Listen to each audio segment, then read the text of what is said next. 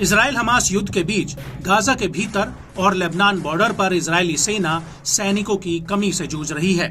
खुद इजरायली फौज के अधिकारी पीएम नेतन्याहू से मांग कर चुके हैं कि उन्हें पुराने सैनिकों को आराम देने के लिए नए सैनिकों की भर्ती करनी चाहिए, जिसके बाद इजराइल के भीतर अति रूढ़िवादी यहूदियों की सेना में भर्ती को लेकर बहस ने जोर पकड़ लिया है। दरअसल 25 जून 2024 को इजराइल के सुप्रीम कोर्ट ने एक ऐतिहासिक फैसला दिया था। इस फैसले में कोर्ट ने साफ कर दिया था कि अब इजरायली सरकार अति रूढ़िवादी यहूदियों की सेना में भर्ती को अनिवार्य करने के लिए कानून बनाए। कोर्ट ने इस फैसले में कहा कि अभी तक इस समुदाय को सैन्य सेवा में मिल रही छूट समाप्त होती है। साथ ही महिला और पुरुषों दोनों को ही अब सेना में अपनी सेवाएं देनी होंगी।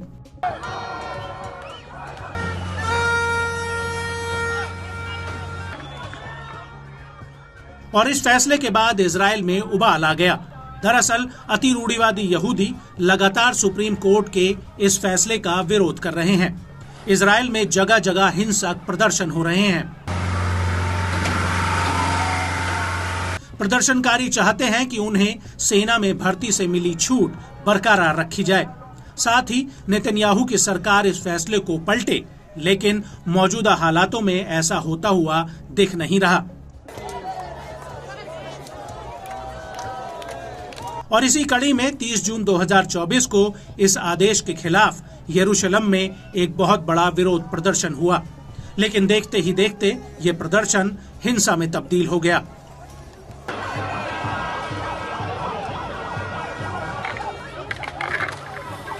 प्रदर्शनकारियों ने न सिर्फ पुलिस पर पत्थरबाजी की, बल्कि उनके ऊपर लाठी डंडों से हमला तक कर दिया। कई प्रदर्शनकारियों ने तो पुलिस के ऊपर अंडे तक फेंके।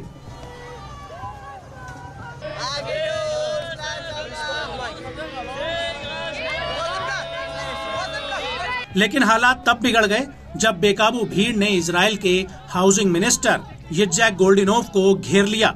इसके बाद ये प्रदर्शनकारी मंत्री की गाड़ी पर पथराव करने लगे। हालांकि पुलिस ने जैसे तैसे उन्हें गाड़ी से निकालकर सुरक्षित जगह पर पहुंचाया।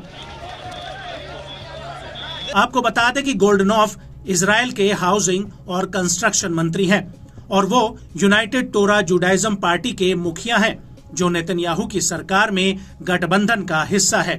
बड़ी बात यह है कि नेतन्याहू की सरकार इजराइल की दो अति रूढ़िवादी पार्टियों के समर्थन से चल रही है और ये पार्टियां चाहती हैं कि उनके समुदाय के बच्चे सिर्फ धार्मिक संस्थानों तक सीमित रहें, वो मिलिट्री सर्विसेज में ना जाएं। वहीं दूसरी तरफ जिस फैसले के विरोध में इजराइल का अति रूढ़िवादी समुदाय विरोध कर रहा है, उस फैसले में सुप्रीम कोर्ट ने साफ कहा है कि सरकार यशीवास नाम के किसी भी धार्मिक स्कूल की फंडिंग नहीं करेगी जिनके बच्चे सैन्य सेवा में हिस्सा नहीं लेते हैं। वहीं प्रदर्शनकारियों का कहना है कि उन्हें धार्मिक रीति रिवाजों तक ही सीमित रखा जाए, क्योंकि इजराइल के भीतर एक ऐसी सेना की जरूरत है जो यहूदियों के पवित्र ग्रंथ तोरहा को पढ़ना जानती हो। I'm here to support the cause over here against grading drafting to the army. I believe that as much as we need an army in Israel, we also need the army of people sitting learning Torah. They're doing a lot and we can't have them draft. We need the Torah in the country. We need the Torah, and it's as far as I believe, it's a bad decision to try and stop that. आपको बता दें कि Israel में 18 साल की उम्र पूरा करने वाले हर लड़के और लड़की के लिए सेना में अपनी सेवा देना अनिवार्य है। इजराइल में इसको लेकर बाकायदा एक कानून भी है जिसे हर इजरायली मानने के लिए बाध्य है। लेकिन इजराइल की स्थापना के बाद से ही रूढ़िवादी समुदाय को सेना में भर्ती से छूट हासिल है और इजराइल की कुल 21% आबादी इन्हीं अरब अल्पसंख्यकों की है, जिनमें से अधिकतर को ये छूट मिली हुई है। लेकिन कुछ लोग सेना में अपनी सेवा भी देते हैं, लेकिन अति रूढ़िवादी यहूदी सेमिनरी के छात्रों को दशकों से ये छूट मिली हुई है।